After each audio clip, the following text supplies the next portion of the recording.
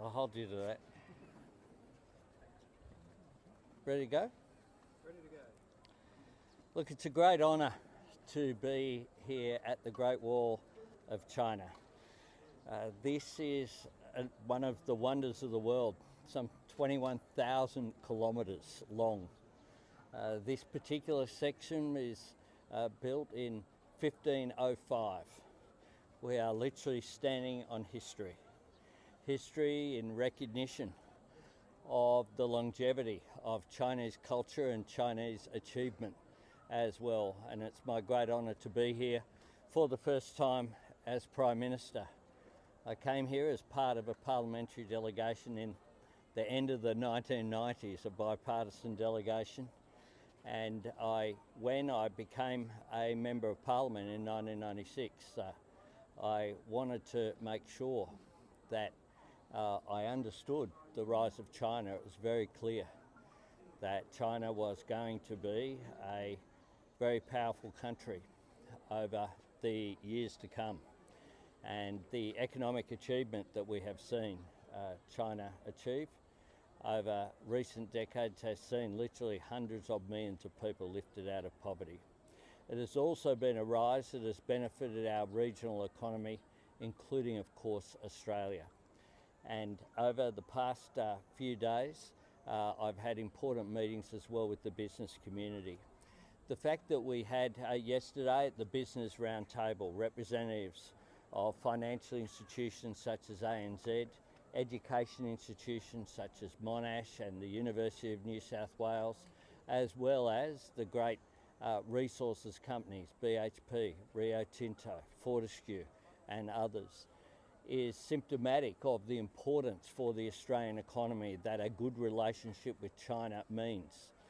That is a relationship that is built upon the fact that 1 in 4 of Australian jobs is trade dependent, and our largest trading partner by a long distance is China. And that's why yesterday's roundtable came up with some practical initiatives going forward, including further work on steel decarbonisation between Australian businesses and Chinese businesses. The work that's taking place with Chinese companies that were represented around that round table, as well hosted by the Business Council of Australia as well as the Chinese counterparts. And I thank Bram Black and the Business Council of Australia for the work that they've put into this visit. Yesterday was also a very busy day. I spent more than 2 hours with President Xi and an equally long time with Premier Li, as well as having a constructive meeting with Chairman Zhao of the National People's Congress, who has agreed to lead a delegation to Australia to reciprocate the delegation that came from Australia to China, led by the President of the Senate, Sue Lines, at the end of last year. So we look forward to welcoming that delegation in Australia. Yesterday was an opportunity as well for us to develop the relationship between Australia and China. I've said consistently that we'll cooperate where we can, disagree where we must, but engage in our national interest. It is very clear that it is in our national interest for us to have a positive relationship with China, where there are differences, to talk about them but not be defined by them, and that is critical going forward. Here today, of course, I have the sense of history, following in the footsteps of the Labor Prime Minister Gough Whitlam, who was the first Prime Minister to visit here in 1973. It followed the correct decision that he made as leader of the Labor Party in 1971, and that was, of course, at the time when that was a controversial decision to recognise the People's Republic of China. Of course, at that time in the world, the United States, led by Richard Nixon and Henry Kissinger, of course, also engaged historically. It's important that we build stability and security in our world, and part of that has to be positive engagement. That's what I'm doing here, and I'm very honoured to be here today. Prime Minister, Well, yeah. Yesterday, the CEO roundtable, Premier Lee talked about protectionist measures on the rise in the world, and that was a reason for deeper Australia-China cooperation. He then went on to talk about things like DeepSeek, NII, issues that have previously been red lines in terms of where Australia is willing to deepen its relationship with China. In light of his comments, do you have a view, are those issues still off the table in terms of where we can cooperate with China because of the national interest that you say we go into these meetings with? Look, we'll deal with issues on a case-by-case basis based upon our national interest as it's perceived at the time. But as a general principle, of course, one of the things that I emphasise, I say the same thing in Beijing as I say in Bankstown, which is that the Australian government supports free and fair trade. It's in the interest of the world to have free and fair trade, and we'll continue to engage that way. But do you acknowledge, following on from that there are limitations to the relationship with China outside of that free trade agreement? Well, of course we engage on a case-by-case basis, as we do, not specifically just with China, with across the board. That is how we deal with things. We support our national interest. That's my job, and my job is to support Australian jobs, and that is what we do consistently across the board and support Australia's national interest. Prime Minister, And then we'll go here because you've stopped yelling. So. I'm in the shed. Yesterday, the Chinese readout of your message, of your meeting, said that Albanese reaffirmed Australia's commitment to the One China policy and its opposition to Taiwan independence. Do you agree with the framing interpretation of the way the Chinese have portrayed this? And could you tell us more precisely what you said? I agree that Australia has had a long-standing bipartisan position that has supported the One China policy. That is our position, and that's been the position of governments for a long period of time in Australia, and it's still the bipartisan position in Australia. Prime Minister, in the hours around your meetings with President Xi yesterday, the Russian Foreign Minister was in Beijing as well for a series of meetings. Do you still view the Ukraine-Russia conflict as the central geopolitical issue at the moment globally, and how do you reconcile our relationship with China given its relationship with Russia? Well, we have, there are a range of conflicts in the world, too many. And what we need to do is to have less conflict, not more. And our position on Ukraine is consistent, is clear, is advocated publicly and privately. We'll continue to provide support for Ukraine. It's consistent with our position about national sovereignty. Prime Minister, We'll just go that way and then we'll go that way. Thanks, Prime Minister. We have seen this kind of peace through Although trade. Stephen Jedgetts might get two questions because he's looking particularly sharp. Sorry, we have seen this kind of peace through trade approach, between Europe and Russia, and that did not really turn out too well. In fact, it led to significant vulnerabilities in energy supplies and whatnot. Are you not concerned that this will happen here? Well, our relationship is very different, and I don't think you can translate one thing across some other part of the world of which Australia is not a participant. So I'm not sure what the basis of that is. Well, our engagement is constructive. It's not just about trade, it's about people-to-people links. It's about a range of engagement in our region, and we'll continue to do that, and I'll continue to have further engagement for the rest of this year.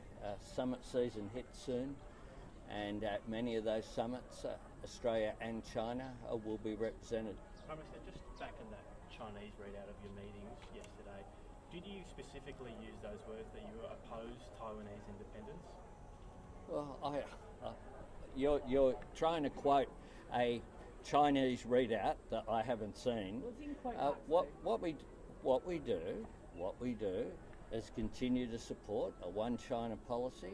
We support the status quo. By definition, we don't support any unilateral action on Taiwan. That's been our position for a long period of time. Nothing's different there. Here and then here. Hey, thanks. One of the things that the Premier mentioned in his CEO roundtable speech last night, excuse us, was about complaining about Chinese companies and wants them to be treated fairly in Australia, raised concerns about foreign investment restrictions and things like that. Is there any room at all to revisit those, particularly given that Chinese foreign investment is on the way down in Australia and there's concerns among the business community that we've basically shut the door? Well, no, we have a case-by-case issue when it comes to foreign investment. Is viewed not on the basis of any one country, but on the basis of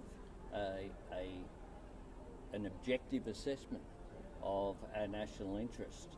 One of the issues that was raised yesterday that we'll certainly follow up is the suggestion that existing contracts when it comes to LNG impacted. We don't interfere with those sovereign issues when it comes to gas, whether it be for China, for Japan or for the Republic of Korea. PM, thank you. The Global Times has fired a shot across the bows on the sale of the Port of Darwin today. Says this is an issue that needs to be dealt with. Just wondering, firstly, did that issue come up in your 2-hour discussion with Premier Lee? And secondly, are you prepared for Australia to be put back into the deep freeze over that issue? Well, the answer is no, and the answer as well, that shouldn't come as any surprise. I've had the same position as when I was the Shadow Infrastructure Minister, when the decision was made to provide a federal incentive by the Liberal Party to flog off the Port of Darwin. My position hasn't changed over a long period of time. No to the first, as I said yesterday. Prime Minister, you said from Beijing to Bankstown, obviously a lot of meetings, a lot of talking, a lot of grandeur. It's day 4 of this trip. More broadly, how do you think it's going, and what could you say to the people of Bankstown watching at home? What has been achieved so far? Well, it's been really constructive, and for the people of Bankstown, or the people of Box Hill, or the people of Bassendean, what we need is to engage in our national interest and to always be focused on cost of living, be focused on jobs, be focused on the living standards of Australians. And that depends upon our trade, but it also depends upon our good relationship and being able to support a peace and security and stability in our region. And we have had yesterday, I had meetings for around about 8 hours. Yesterday it was a very long meeting, but it also showed respect, both sides. The fact that President Xi didn't just have a meeting, but we had a lunch where President Xi as well invited Jody to attend that lunch, was a sign of respect to Australia, to our country. Just as the dinner last night that was attended by all of the business people, leaders from Australia, as well as business leaders here in China, was a wonderful event. I've got to say that the band there in the Great Hall played a different version of Paul Kelly's To Her Door, of Midnight Oil's Power and the Passion, of a range of songs as well. That obviously took them a long period of time. And those gestures matter. Respect matters between countries. And I think I took that as being a very warm gesture indeed, and they did it very well, I must say as well. Powderfinger as well, they did the full kit and caboodle. And so it was a splendid occasion. It was very warm, the engagement, the informal engagement. So as well as the formal meetings, the opportunity to sit down and have a meal and talk about personal issues, talk about things that aren't necessarily heavily political, is really important, part of diplomacy. And one of the things that my government does is engage in diplomacy. We don't shout with megaphones, we engage in diplomacy. That is in Australia's interest. Anna, and then here, and then Stephen can have as many questions as he likes at the end. I concur. Now, in all the suburbs starting with B across Australia and everywhere else that an average punter is watching the significant investment of time you've made to come to China, you're saying the relationship is stabilised, we're reliant on China for trade. So what's the justification for spending $360 billion on nuclear submarines for the region if diplomacy is working? We are investing in our capability and we're investing in our relationships. But why do we need it? Why do we need it if you're... We're investing in our capability. We need a defence force.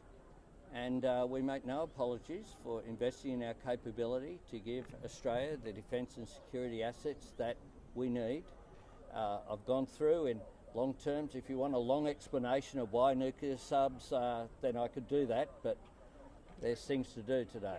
Prime Minister, I know you've alluded a little to Gough Whitlam already, but Whitlam stood roughly in this spot in 1971 as opposition leader. What sense do you have today of his importance in setting up the China relationship, with the good and the bad, that we have today? There is no question that Gough Whitlam made the right decision in 1971 and that Australia has benefited from that. It certainly is understood here in China that was an early decision and was a decision that took courage. You know, it has made a difference to the relationship, and Gough Whitlam, of course, was about after a period of, shall we say, less than adjustment to the changes that were occurring in the world. The decisions that Gough Whitlam made, whether it was to end Australia's participation in the Vietnam War, whether it be the recognition of China, whether it be opening us up. He expanded Australia's horizons, and that was really important for us as a nation. Australia is an outward-looking nation today. We engage. We are a medium-sized power who are able to talk with respect around the world. Our engagement, whether it be with the decision to recognise China, Vietnam, what occurred going back to a previous Labor government, of course the recognition of support for Indonesian independence. All of these things are important in where Australia stands as a sovereign nation. Gough Whitlam, even for years after he made that brave decision, Prime Minister, there were long-held hopes that China would open up and democratise under various leaders. That didn't come to pass. Do you acknowledge that how we understand China and its strategic and military aims is vastly different from the time when Gough Whitlam was making those decisions? Well, the world is different. The world is different. What the role of a leader is to adjust to the world as it is rather than as you would like it to be. And China has a different political system from us. That was acknowledged by all of the leaders in the discussions yesterday, that means that we do have differences. What's important is that we're able to talk about those differences, to talk about them wisely, and to acknowledge that they're there, but to not allow those differences to define us. Prime Minister, just one question. Yesterday, Angus Taylor said that the coalition would support Australia making what he called principle or in principle commitments to the defence of Taiwan under the US alliance, although he also said that that shouldn't be codified. It's not clear exactly what that means, but do you believe, or do you have any reflections on... That's way above my pay grade to try and define what Angus Taylor means. I mean, his own party can't work that out, and they'll have different things to say at different times. So I'm not going to respond because it's below my pay grade. We're here, as you said, where Gough Whitlam as an opposition leader, well, he came here as Prime Minister. As Prime Minister in 73. As an opposition leader, advocating Australia as an opposition leader going against the government position. Are you concerned about politicising the Australian-China relationship? Chinese state media says that Labor has a special relationship with China that's better than the coalition. I guess secondly, do you think that? Do you think Labor has a better China policy or relationship than the coalition? My job is to be Prime Minister of Australia and to represent the Australian government. That's the capacity that I'm here in, and I continue to do so to the best of my ability each and every day.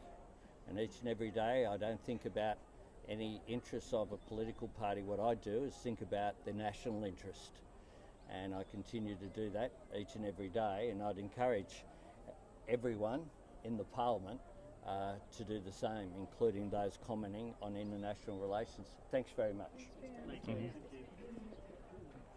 I'm going to need that playlist for my politics. I've got to give you